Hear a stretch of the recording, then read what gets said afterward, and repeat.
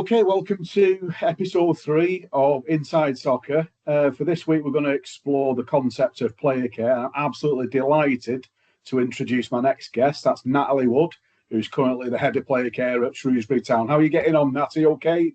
Hi, Alan. Nice to catch up with you today. Yeah, getting on really well. Thank you. Fantastic. So if I just start sort of general, Nat, to kick off with, what does player care involve within a football academy? So like a nice broad question to kind of start with. Yeah, it involves being visible first and foremost, being a support day to day for the players. For me, myself, I'm under 9s to under 21s. So where I can, being as visible as possible for those players day to day, whether that's pitch side, whether that's having one-to-ones, whether that's running workshops. So yeah, that's what it looks like day to day. So from your kind of your background, Nat, like going sort of into your early career sort of thing, where did you kind of start from? Kind of what drew you into player care role? Yes, I've always had a passion for sport and PE, physical education. I had a really good experience myself in school. So I followed that path initially. So yeah, 20 years in teaching, director of sport was my sort of finishing role, if you like. Many roles within that in pastoral care. So yeah, the natural progression after 20 years, I was quite ambitious throughout my career. So I didn't just want to stop there. I wanted to keep pushing on. So then I thought it was a good opportunity to transition then into football, which I love, elite football, and then using my pastoral experience transitioning into football. And then obviously I studied with yourself up in Wembley as well, elite player care some time ago, but that was an additional add-on qualification because obviously I did a sports science degree and teaching, so that was a four-year course back in the day. Yeah, so I think from your kind of your teaching experience, do you feel that a lot of the kind of skills and qualities that you learn from that have really helped you in the player care role? Absolutely, because you know when you're teaching, I'm fortunate to work in both the state sector and the private sector. So the state secondary school, having experience of a large school, many different departments, and then also then transition into a private school where you have more bespoke type of and smaller classes and progressing children from age 2 then up to 18 through the school. But during those transitions you experience many highs, many lows, many different obstacles that children might encounter, staff may encounter as well. So I did lots of mentoring within the workplace. So I would definitely highly recommend teaching as a career platform to build your experiences and education around pastoral care as well. Fantastic, Nat. So I think that player care is like one of them kind of topics that has just been sort of like growing over this last sort of decade or so, something like that. And I know I've been out of the game a long time now, but there was nothing like player cast. I was laughing with somebody a couple of days ago. I think they'd not even heard of sports psychology back then when I played. So I think probably the next question I'd like to ask you is like, how do you balance that sort of the care side? Because we know that football is like a ruthless industry. It's a tough industry. It can be a little bit of dog eat dog at times. So how do you balance the kind of the player care and the well-being with like the performance side of the academy? The buy-in from your club is so important, and the well-being and the performance side does go hand in hand. So I think the MDT, the multidisciplinary team, is crucial in everything that you do. The communication, the comms, the sort of the paired up work, if you like, is so important. So only yesterday, for example, we're all sat round a table discussing everything from psychology, well-being and performance, and how we can help players progress. If there's anything holding them back, what might what measures can we sort of put in place. So I'm like that conduit between to support players and signposts to actually push them on to the next steps and the next level. But also, as you know, I created the wellbeing wheel, so there's a lot of one-to-one time with players available as well. So across many topics, I'm able to really pinpoint what is going on with the player as well in a safe space. Yeah. So what we'll probably do, I'll come on to that shortly, that your well-being stuff, and I know that's an incredible concept that you kind of designed, and we'll sort of like we'll flesh that out in a few more questions. But did you say you currently work with kind of the 9s to the 21s in this Shrewsbury Town? So what sort of numbers then that you're talking about that you're overseeing? There's quite a lot of players there, isn't there, at different levels? Yeah, there's about 150 across the academy, throughout those FDP, which is foundation, YDP for people who don't know, the youth phase, and then the PDP 16, sorry, the 18s then up to 21s. So yeah, there's quite a lot within players to manage within the department. But one thing I will say, the buy-in from the club is fantastic here. So there's many player cares within the department, so even the players, they take that role as well with me, so they're leaders within player care. So I feel across the staff, and with the under 18s players, we've got quite a lot of leadership, because of the culture and the buy-in. Yeah. Do the players now across all the levels, I presume, as you get sort of like a little bit advanced in the academy and you get kind of maybe join at 16, do they come directly to you with football issues, or is it mainly non-football issues? Is it like a balance, or what sort of things do they come to you with? Okay, so do you mean if they've just recently joined the club, or have they been through the academy, Yeah. and then they... Yeah, so it depends really. Sometimes a player may speak to me pitch side and flag something is up. Last night I was at training and a player didn't play on the weekend, so he came and sat before going out to training, came and sat and had an open dialogue. So it can be incidental, or it can be scheduled, and sometimes those scheduled meetings are either directed by a parent or a member of staff, or the player themselves, where I'll say, do you think you'll benefit from a one-to-one check-in, before training one evening, and would you like your parents to be involved? Or so it can come in many forms and many directives. Yeah. I was going to say, I think that I've heard a lot of kind of different staff in football clubs about not the challenges of parents sometimes, but how do you kind of manage that process in that way? You're kind of trying to keep everything in sort of like a calm manner, but then you might get sort of parents who are coming to you saying, "Oh, how's my son doing? How's my daughter doing? What do they need to do?" That must be quite difficult sometimes, just to keep the expectations low, just make sure that the players kind of doing as much as they can. Absolutely, and I think with parents, they're just as important as the players, because they're so involved within the academy. So what we do here, the induction is really important. The induction, so it lays everything out, and we all have an opportunity to talk about our departments. But then ongoing throughout the season, we have parent voice. So those are scheduled in, and we have representatives across all age groups, where we have incidental sort of, when I say incidental catch-ups, it's more casual meets. So anyone can drop into those, but with the reps in mind, a lot of things are filtered through the player reps.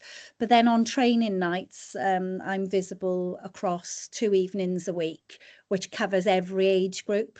And within those sessions, sometimes we have player sort of parent voice, player voice scheduled, but sometimes there's unscheduled as well. So Safeguarding and myself will just walk around, speak to parents, and I have my phone or notepad with me, and I take notes as I'm going along, and I look into that for you, or look into this for you, and then meeting with lots of trialists parents as well on that evening. And then I get lots of feedback that way as well. So I can then be better informed going into the office the next day and say, well, this came up, that came up. Can we look into this? Can we look into that? Just for you to be aware.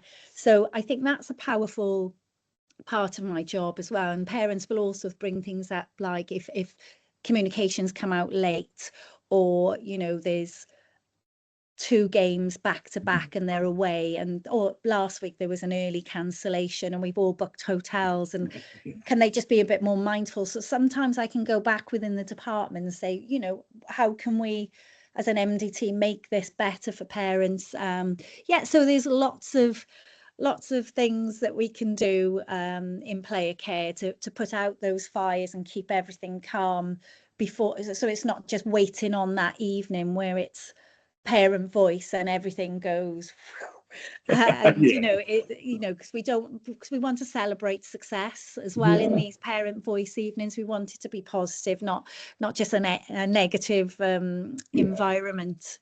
Fantastic, Nat. And like, I think you kind of answered the next question there a bit, and that would be, how do you kind of build that trust role between yourself and the parents and the players that you're sort of guiding through the academy? And I guess that you become like a great observer in a way, just being aware of things happening. Because I think in my next question, I've kind of wanted to ask you about, do you maybe notice maybe players who've gone a little bit quiet, or maybe might be struggling a little bit? How would you sort of like, help manage those sort of things?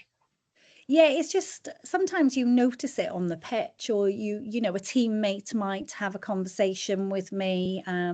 Obviously with under 16 releases at the moment, there's a lot of friendship groups being sort of broken up on, from a weekly basis, even though players are still coming in and training with their peer group, but that cohesive group is everything to these players' routine. So sometimes a player may give me a nudge and say, or how is he doing, or can you check in, or let me know. So sometimes it'll come in other ways, but it's it's noticeable sometimes. But the ones that are not so noticeable, I guess that's where we've got the eyes and the ears of the coaches as well. So having your coaches on side and your eyes and ears, and being inquisitive about each age group.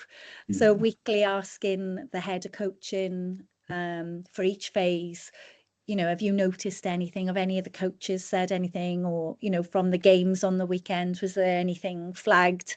So yeah, it's not working in silos. It's kind of just being as open and transparent as we all can within the space.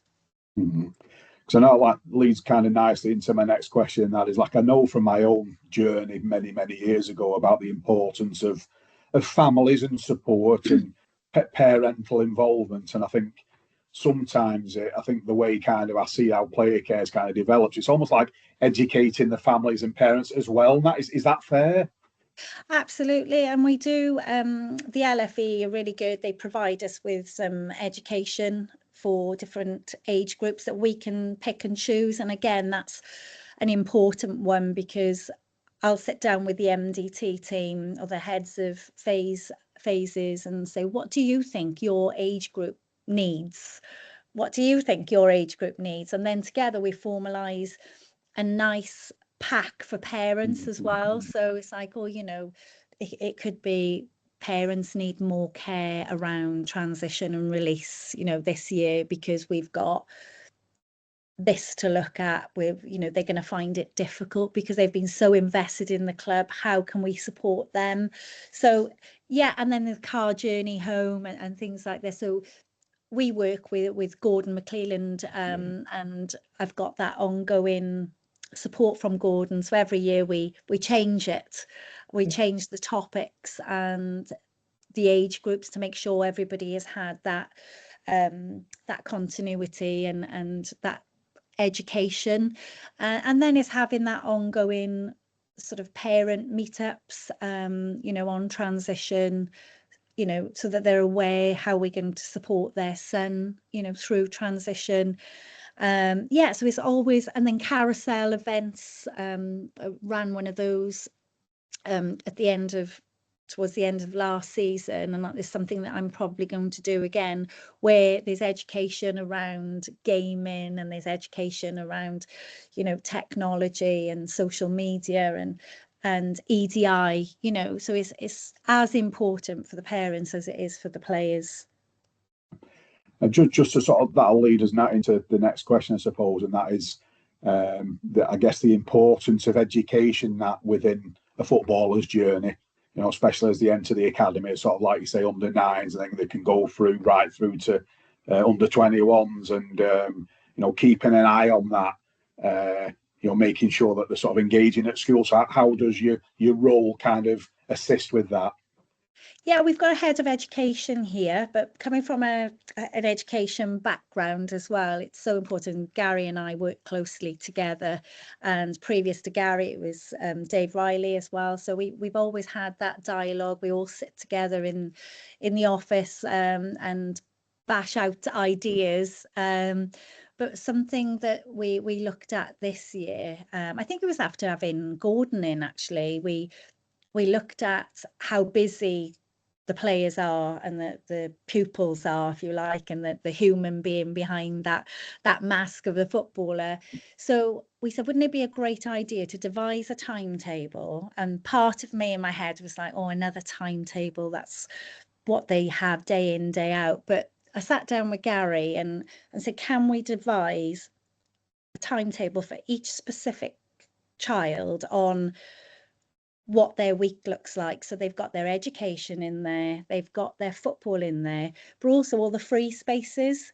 So then we ran a workshop for the players, and we said, well, we do care about you on this. We did it digitally and we did a hard copy, so everyone had one to take away, but they could see how busy they are over the week and where they're going to put in their haircuts, their downtime, their family time. Do they Are they a good sleeper? How many hours sleep? So where they were going to put in like their overnight oats, or, you know, to have extra time or revision in the morning, where could they put their revision slots? And at first we thought, oh, they're just going to put that in their bag, and, you know, but I was really surprised that the players, how receptive they were. They were like, wow, thank you, because that allows me to see, you know. And that came from a number of players, and the reason why we did that as well, we did some research with Loughborough University, and one of my player care interns did some research across under nines to under 16s, and what they found was that the foundation phase were sort of really enjoying their football, really happy-go-lucky. But when it came to that transition into when it got a little bit more serious, it's serious anyway because we're an elite academy, but that next step in the transition, we needed to prepare players for that next step, because it gets a little tougher in terms of the language, the terminology that's used. And then, but it was the YDP, which I guess most people may turn around and say, well, that's obvious because the exams, transitions, but that was the biggest stressor, that age group. So that's another reason why I thought it would be really good to help them plan out what their week looks like, week in, week out, especially at these busy times. So education for us, we've almost flipped it to change it in a way. So we've gone education first, football second. Let's really focus now on your exams. Let's really think about that. And when you come along to your football training, just enjoy, because you've put everything in place. You've managed your time really well. You can show your teachers like your timetable here, show them from your perspective. It's not just this school timetable that you've taken to school every day. This is the bigger picture of your life. Yeah, so that was a powerful piece of work, where we went, right, okay, let's show the players how we value them, appreciate them, and, you know, we can see the stresses they're under.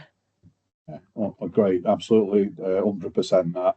You know, like you're sort of talking there from sort of 9 to 16, like the schooling situation. Do your scholars still go to, do they have to attend like college or something? How does that work now? You know, your apprentices. Yeah, they're in college today, so all day on a Okay. Wednesday and a Yeah. Monday afternoon, and then they study it's like a BTEC sport, but it's equivalent to 3 A levels, and that's like a unique course for scholars, for elite footballers in an academy setting. So yeah, they're very hands-on, very busy and dedicated. They have to be dedicated to, because we look at the bigger picture of the player as well and their identity, what else they're good at, on top of being an incredible footballer. Absolutely, and I think that's really brilliant because I know going back again into the distant past, we had a lot of group of players in our apprentices that like they weren't bothered about education at all, and I Yeah. think the kind of the message now is like in the modern day is like it's really important because we can't guarantee anything. You could get an injury, you could get out of form very quickly and get released, and education's massive now, isn't it? To, as you said there, to have other strings to your bow. Absolutely. And we try and get our external speakers, the education side for the scholars, to involve other careers as well.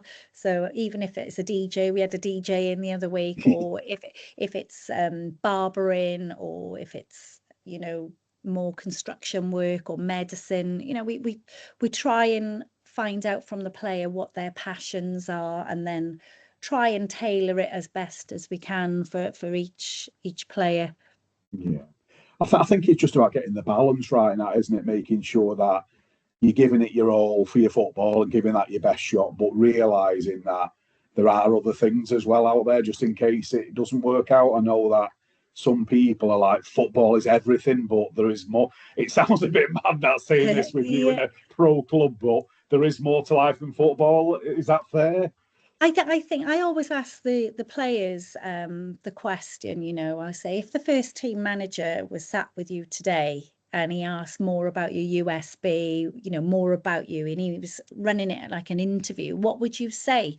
These are the sort of things we want to learn from you. And it could be that they're looking for another side of a player, what else that player can bring. And I also speak to the player about side hustles. Have you got a side hustle? What takes your mind off football? Have you got a sideline that's something that keeps you interested? I know lots of players buy and sell clothes on Vinted, and we had Mhm. one scholar last season. His side hustle was, his dad was a beekeeper, so he used to sell honey, just here and there, Yeah. pots of honey, and that used to be a nice little sideline for him. So it's good. And another piece of work that we did recently with the under 16s, following on from the research and the school bit that we did. I got the players to interview each other, and led it in, and then they interviewed each other about, their identity and what they would like to see happening for them as that particular age group, if they had an opportunity to have an experience. And barbering came up from under 16s, so it's something that I'd like to put in for that age group, and bring somebody like a barber in, and have that experience there at hand, for, because there was quite a Fantastic, man. handful. It was probably about six of them, six of them that Yeah. said the same thing. So Yeah, that's brilliant. Absolutely fantastic and great to hear. So, you spoke about that sort of identity being really important, um, and you sort of like push players towards like doing other things. I saw you mentioned it just slightly earlier about the DJ coming in. I think yeah, stuff like that is like amazing as well, isn't it? Like just picking up sort of new skills and sort of like I guess I use that term, another string to your bow, but there's like different career options. We know now that football's tough and it's difficult to get through the academy and then as a scholar and then into sort of the reserves or the under 21s and then into the first team. That's like a journey that's like not many manage to achieve. So it's absolutely refreshing to hear that you're pushing sort of players to think about developing their broader identity. So, you know, anything else apart from the barbering and the music that you've invited into Shrewsbury? There's been loads. We've had finance Yeah, talks, and we've used our coaches as well. Like Sean McAllister's our coach, so he's come in and he's been fantastic, talking about his journey and the pitfalls. And we've had people like the foodie footballer in, yeah, and we've had lots of cooking and skills. We we've had loads and loads over. I've been here 4 seasons now, so it's just great to have so many contacts around yeah, us. yeah. And more and more players are interested in departments as well, like what various departments Yeah, do. So yeah, we kind of just tap into that as much as possible as well. yeah. Whether Fantastic. That. that whether that's your medical departments, whether Yeah, that's the community as well. The players yeah, go into the community and do loads within the community. That's a yeah. big piece of work for us now as Oh, well. brilliant. So I think it just pushes the players away from that kind of narrow. I know you've got to be dedicated to make it. I know you've got to give it 100%, but it almost pushes the players away from that narrow kind of tunnel, that doesn't it? You know, to Yeah, try and flesh out. and we had Charlie Fogarty in as well, and he was great, talking about this was his academy journey and everything changed. And I had to really keep pushing on and pushing on. And that was a fantastic message for the players, because he was like, sometimes I'm thinking I'm having a bad day, but I can actually do anything is possible. I can do anything. And he was just opening players' eyes to as many opportunities as possible. Yeah. So just coming to that now, again, probably one of the difficult elements of football, and that is the kind of the release process. You know, you mentioned there about you kind of going through the 16s at the moment and sort of analysing, who's going to go to the next stage or whatever. What role does player care play in that? Now, do you kind of like just try and support the player and the family as best as you can? Yeah, it's phone calls, it's being visible again. It's credit to our players. They're all in training still, because I think as much as possible the education around transition and release is so important. So a couple of weeks ago, and then ongoing throughout the season, I have dialogue with the players about this, and then show the players the positive transitions that have happened, where players are now, how they're progressing. And I think that's a powerful piece of work when players can see, I'm going to be okay. Shrewsbury Town is going to support me and platform me to the next transition, whether that's a division above, whether that's sideways, whether that's me enjoying my football again, whether that's going to a college like Hartbury, Yeah, or whatever that might look like, is just demonstrating that we're a team and we do care, and we want the transition to be as positive as possible, despite it feeling at the time that it's been taken away. Your journey's been taken away. And if somebody's been at the academy from the age of 9, 10, and they're so invested, they're from the area, it's difficult. It's difficult yeah, at those times, but it's the positives that's going to come out of it as well, yeah, which are so definitely. important. Because I know that I've sort of followed your journey now and some of the stuff that you do via like sort of some of the social media platforms on LinkedIn especially, and I think there's like more options for players now, isn't there, to go to. I think Shrewsbury kind of. I'm sure you was a player. You was telling me about a player who went to like he got an American scholarship or something like that, or went over to a college Yeah, away. So things like that it are was amazing, aren't they? yeah, well, Yeah, the American scholarship system is fantastic. I've actually got a player in Tampa as we speak. He's due back any time now, and I think there's some offers on the table there, and he's got other offers. That's in an under 18 sort of transition age group. And then a scholar from last year, he's had a fantastic journey. He did the exit trials with us, and Charlie Crane from Varsity 9 supported me on that journey with the LFE. He went over to Australia and had 2 weeks in Australia, had 4 offers on the table, and then and then you know, he's around Perth and now in Indonesia, and then I think there's talk next of him going to Dubai. So for a local person who was probably unsure of where he was going, he entered into everything, and he's continuously thankful for the opportunities, because not only has he learned more about the cultures, he's had many contacts and friendship groups that he's developed. So he's in a better position for now transitioning, because he's had all this experience, and one day he might come back and sort of play in the UK again, but he's enjoying that journey. So I'm hoping the same for the player we have in Tampa as we speak. I think he's due back, as I said, this weekend. Incredible, that great stuff. You know, like Crystal Palace have kind of like over this last year or two, they put that like 3-year kind of program in just to monitor players and like what happens to them when they transition out of like Shrewsbury, for example. Have you guys got anything like that, or have you got like an alumni kind of group or something like that? Yeah, we've got so we started off with a spreadsheet, and Charlie, the academy manager, wanted it to be sort of a bigger piece of work. So he wanted me to go back 6 seasons.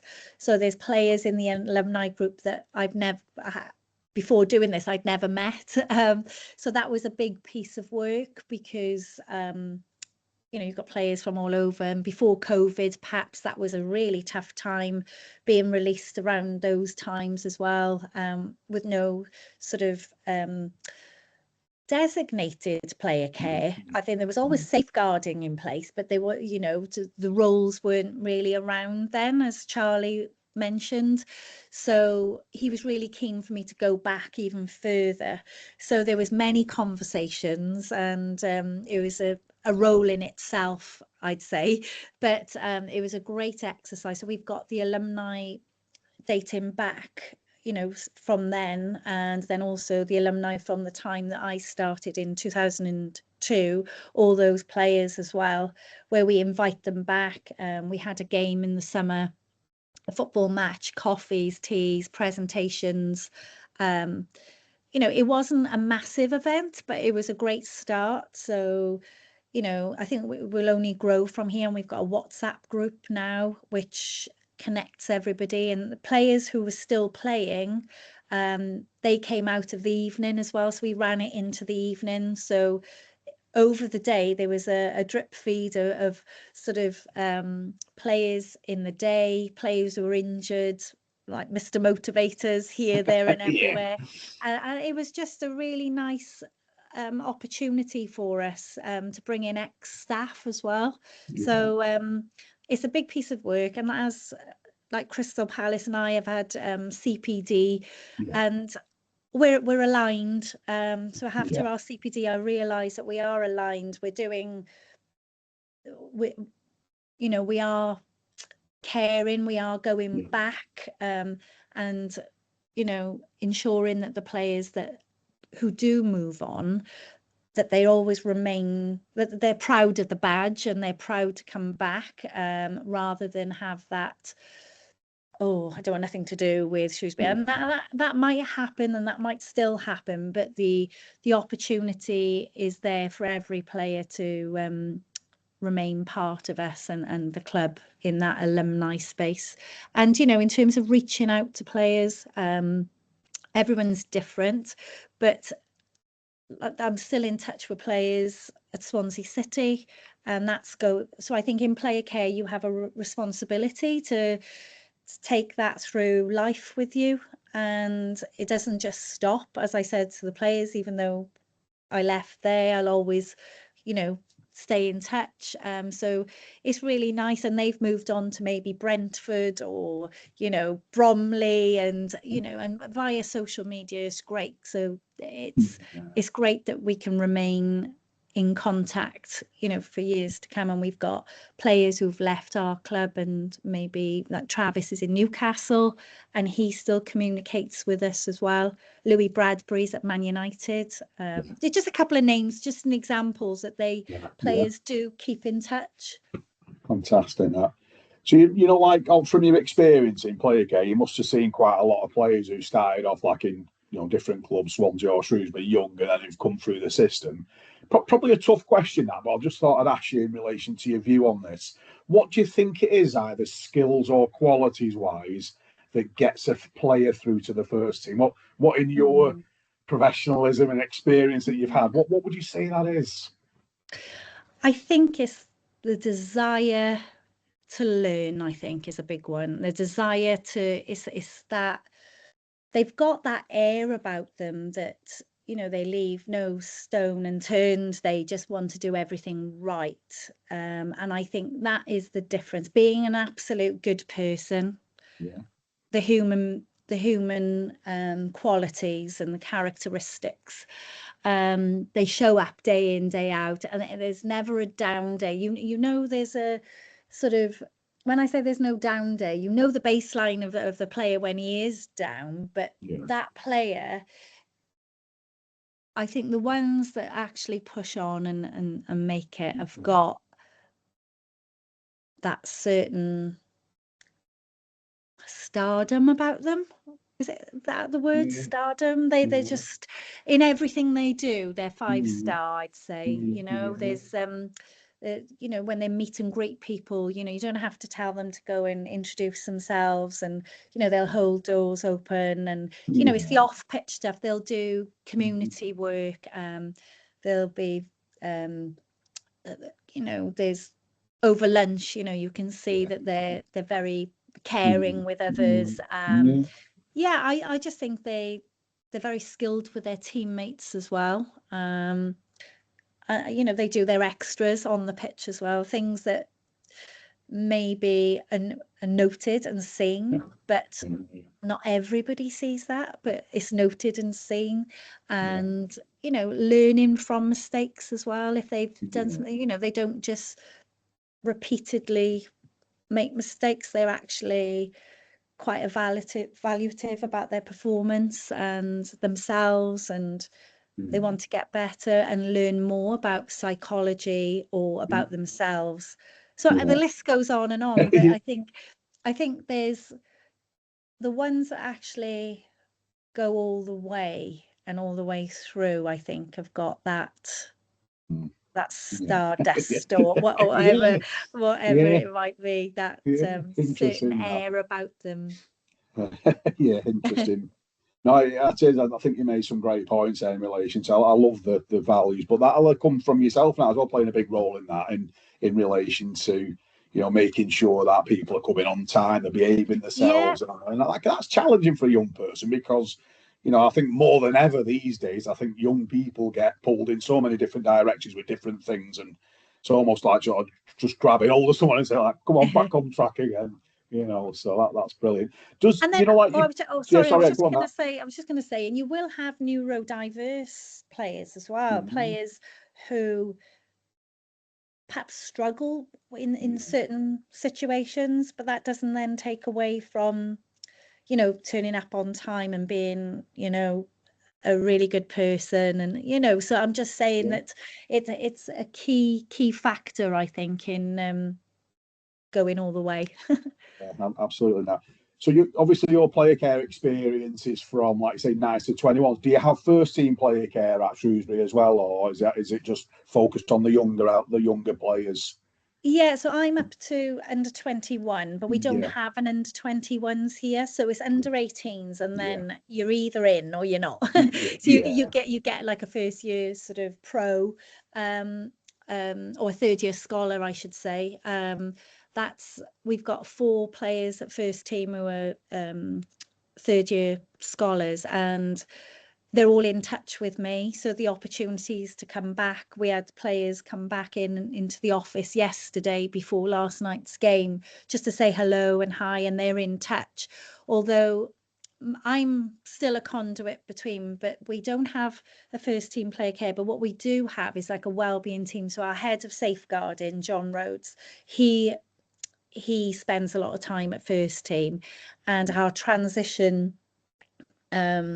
is our transition. So Pash is our like sort of link there. So it's like a triangle, and with Sean McAllister and the academy manager, between us we work it that way. I do check in. We've had quite a lot of injuries of those third year pros, so this is where I've come in a little bit and offered the wellbeing journal. So I have like a wellbeing journal that I piloted with one of those players last year actually, and we got it to a level to help those who are injured to actually plan out their days and journal. So that's been really helpful. Yeah. So I'm just going to ask you that because obviously I seen you a couple of years ago, and you know I was like really impressed with what I have been with the work that you do. It's amazing, and you spoke to me and the group about your wellbeing wheel. So when players kind of come and see you, do they sort of self-refer, or do they have a structured like you've got to come and see me at like Thursday between 2 and 3, or do they just come and see you when need be? And how does your wellbeing wheel work? Yeah, so it's structured. So I make sure we have structured time over the season, at least 4 times over the season. That's a definite. And then we have group wellbeing sessions as well, where I pull the wellbeing wheel out and we have a group session. So I do that twice over a season, twice, sometimes 3 times, depending on schedules. But every Thursday I have a ring fenced hour as well. So Shrewsbury has given me that, which is like gold dust, because that is great when I want external speakers to come in, or if I want that one-to-one time the following week, I can do that and schedule time. But there's times throughout the week. So the players come off the pitch, they have their lunch, and then they have time every day. So there is slots between training, gym. There's always an opportunity to speak to me, and that's been great here. So just we've got a safe space in office. Sometimes I just leave the door open there, and we have check-ins, and especially if a player says, "Oh, I think it'd be good for us to check in this week, Nat." You know, that's good as well because it comes from them, and then we put those incidental kind of checks in place, but they're incidental, but they're also timed and scheduled as well based on the players' needs. So we can put that into Kitman Labs, or just via team app. We can say, right, okay, Simba, if it's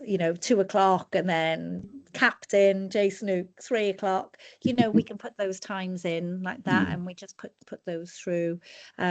And the wellbeing wheel, how that works, there's 24 points on there, and there's all sorts of topics on there that a player over the seasons have wanted to talk about. So I devised it initially, and it's evolved. So even since Wembley, it's evolved where I've added a few different things or tweaked with some words based on player feedback as well. And there's an opportunity to rag rate each one of those. Some days they'll go through the whole wheel. Sometimes they'll just be laser focused. We've only got 15 minutes, Nat, can I talk about this? And it's just a safe space for them to be open, to have conversations, to help them, for me to help them as well, to have further conversations with maybe the coach or the SNC, or it could be, a homestay scenario. Do you find in your experience now that some of the players are better communicators than some? It takes others a little bit of time to kind of open up a little bit. Some kind of keep things to themselves, or how have you found the experience? Yeah, no, it's definitely, everyone's so different. Some are more closed book, some are more open. And I think that's where skill comes in, and trust. And, if a player is more sort of short answers, let's say, you can just say, "Oh, tell me a little bit more about that," or, "Do you want to share a little bit more about that. You don't have to, but and then it's just over the season building up that trust, and and talking about a football experience can also be a good lead in. Or you were at first team, tell me more about that. What was the experience like? What were the first team staff like with you?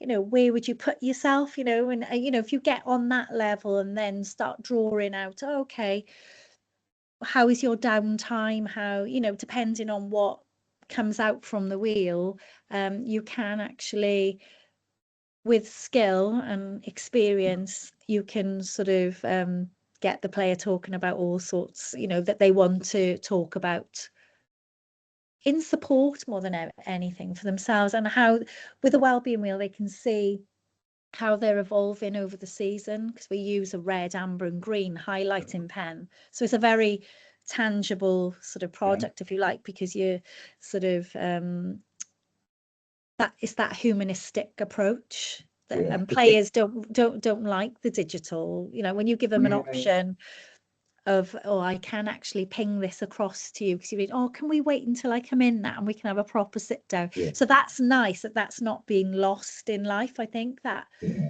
players like to just have conversation, and I think 100% maybe that's down to player care and how it's evolved, and how because some of these players have come from other clubs as well, and they're receiving player care in other clubs, so it's now a changing world, I think. In that absolutely. space. I think I'm sort of like a bit old school as well. Like I like to chat face to face, chat with somebody. I know like Michael Caulfield brought in like benches at Brentford, and if sort of players could sit on there just for one to one, just to sort of. I think it's a lot easier than. But that, like you said, the world we live in is all messaging. It's all WhatsApp. It's all closed stuff, isn't it? But a cup of tea and a biscuit now, and we'll chat about football all day. Absolutely, and I think that's so important, because players, in my experience of doing this role, they welcome it, they value it, because they run through walls for their coaches. They do this, and it's actually a moment to breathe and go, actually, I haven't thought about that. Or, we're doing this on the weekend, Nat, we're all going out together. Or did you know? And they're sharing things about the team as well, which is lovely. And no, it's a great space, and it's a great role for anyone that's going into it. Absolutely. Last couple of questions, Nat. So, first one I want to ask you is, what do you think comes next in the kind of the future of player care? What can we expect maybe in the next 5 to 10 years? What player care is going to look like? Any thoughts on that, Nat? I think it's going to grow, definitely. Departments will grow, and I know it's all down to budgeting, but I think because of the power of it, I think maybe, where it stands, we have one player care in most clubs. I think that will grow, but also I think it will be the personalised touch. I'm hoping, it'll go that way, so every player will have like a bespoke, personalised player care opportunity. And I know we're slowly evolving that, but I think that will become normal for every player will have that. And it's just seeing what's happening across the globe as well, I guess. I've been fortunate recently to sit on a few Zooms and learn from others across the water, and it's difficult to know, but I think, where do you think it's going to go? I'm going to throw it back to you. It's probably like you say. I think more it'll probably like splinter off that a little bit, won't it? To sort of maybe have different phase player care and things like that, because as you said in your knowledge and experience tells us that a lot of players have got different demands at different ages, haven't they, and things like that. And so probably like I said, the growth, I think it'll come, won't it? And as football clubs evolve. And I think clubs have that already, sort of like FDP, player care, YDP, PDP, and they also have an alumni department. So it has evolved to that. And I think we've got personal development departments as well, and pastoral departments. So it can be as as big as a club wants it to be. And I know it all comes down to finances, and sometimes it's quite nice being a one girl band or a one man band, because you can sort of, okay, it can be too much at times, but you can sort of plan your timetable over the year for the periods and filter out quite a lot of noise, and really focus and hone in on the important factors. So it can be done. Yeah, absolutely. Final question for you, Nat. So I just want to sort of like ask you, there's quite a lot of undergrad students now and master's students who are interested in the player care field. So I'd just like you to sort of ask you as the last question, what do you think that the skills and qualities that they need would be useful for them to work on to try and get a career in player care? What would you advise on that? I definitely recommend going out on placements, as many as they possibly can, to get the experience. Teaching, if they get an opportunity to go into a school, teaching, coaching, fantastic. If they've already trained as a teacher, brilliant. And then, but at that point, once they're studying again with the likes of yourself, then to go out and do some placements. I know the placement students that we've had, they've all gone on to get player care roles, which is fantastic. And I think, it's not a perfect model, because you only see a snapshot on your placement, but if you could do a year-long placement, that's even more powerful. A lot of my placement students have come in, and I've mentored them over a 6-week, 8-week period. And first week in the role, they were like, oh, what have I done? So you can only prepare a person so much. You can't prepare them for everything in just that 6 weeks. So I think a year-long placement is the way to go. Again, that comes down to the club funding, if people can self-fund, if the university can support the funding. So I would definitely recommend that, and getting experience with life coaching, speaking to people, psychology departments, gaining as much experience with each of the age phases as well. Like, even if it meant going into like a primary school for experience, talking to them about their sport or their life, and then with like classroom support assistants, just as much experience as possible. They're people, humans, so as much humanistic experience as possible, I'd say. Yeah, absolutely. That's so. Thank you so much for coming on Inside Soccer. It looks beautiful in Shrewsbury there in the background. It looks amazing. I have got, you can't see it, but I've got a player care sign behind me, so I don't know whether you can see this, but it's just changed.